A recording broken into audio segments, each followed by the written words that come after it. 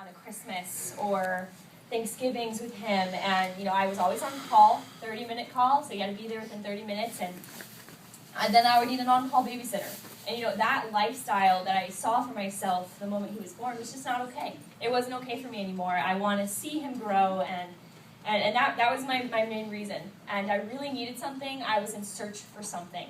Had no idea what I was in search of, but I was in search for something. I am not a stay-at-home mom whatsoever. I have nothing against that. Is the hardest job in the whole wide world. But I need more. I need more. I love my son. I love the time that I get to spend with him, but I needed more. So I came to a David's Bridal event, thinking it was some spa package, and it was awesome, right? And I came and I saw this hot lady and Leah, and I was like, oh my gosh, they're smoking hot. And I love the confidence they exuded. And like my mom said, I was a very, very shy person. And like my video said, I was so shy, I had trouble calling the pizza guy. Ridiculous. But I just didn't want to sound stupid, I guess. On the phone, you're like, can I have that, big monster meal with tons of meat? It just didn't know. No, I don't know this guy. We're not friends. I don't want to talk to you. I don't know. I was very, very shy. And even when it came to speaking in front of people, wow, I can't tell you what this is doing to my guts right now. But it's crazy the person that you become when you start something like this. The passion that forms inside you is amazing. But I had no idea what I was in store for when I met her for chai tea, which is legit. And we sat down, and she told me everything. And I was like, you know what? Why not? Let's do this thing. Let's do it, right? Thinking, whatever, we'll see. We'll see was my thing. It was like my plan B, okay? I was on maternity leave at the time, and I was really trying to get my business started, and had my son, no babysitter or anything, and yeah, I just kept going at the time, and started to see Tracy grow, and her going through DIQ, and I knew that's what I wanted. I wanted to be a director right off the bat, because I knew what the difference in commission would be. I knew that it was leaving money on the table being a consultant. And it was stupid easy. Mary Kay sells itself. It really doesn't. It's just, people say that to you, but it's real. It's legit. You say, oh, that's a Mary Kay. And people come running from the woodworks. But I really started to love on Tracy. Her and I became really close friends. And she was my inspiration. She was where I wanted to be. He's going crazy.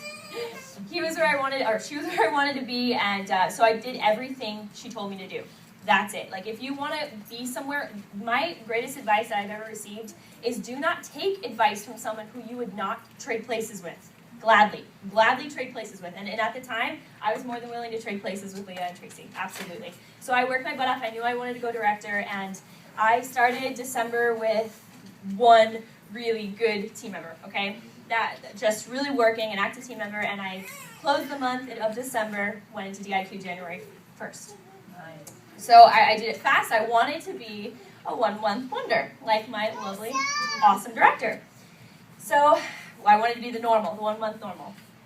Well, while I was finishing up DIQ, a lot like actually Tracy went through, she went through a little bit of rockiness as she was closing her DIQ.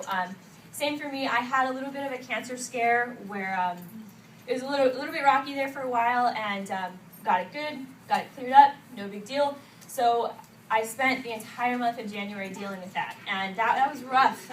It's a rough road there, but I caught it early, so it's no big deal. And I finished January, made it my month, DIQ. I made it at least the month end, but I did not finish. And that was a little bit detrimental on my soul a little bit, but I was like, no big deal. I just, kind of beat cancer a little bit. No big deal, okay? It's a win-win, I guess, Okay, they even themselves out. So February 1st, or maybe February 2nd, comes along, and I just had my procedure. We're good. We're in the clear. And my lovely son's father decided that he doesn't want to be with me anymore. That's fine. Another blow. And so it's I'm not telling you guys this to boo-hoo or anything like that, or make you guys think that, that wasn't worth this, okay? But what I'm telling you is life will happen. Life doesn't care if you have goals. I'm like, really? I'm trying to do DIQ right now. Don't you know, you relax here, okay? So life will absolutely punch you in the face, which is what I like to say. Because it will, but the whole reason for me telling you this is that I want you to know that it doesn't stop, but you can get past it if you have the right attitude and if you have the right people. If you surround yourself with the right people, I swear it was the reason I had these people in my life, because I needed people. I needed good-hearted people throughout that time in my life where it was really, really, really rough. But I got through it. We got through DIQ. I became a director April 1st. Fool's Day. April Fool's Day. This is just occurring to me. But it's amazing. The journey is amazing. And I heard a quote from actually a boxer.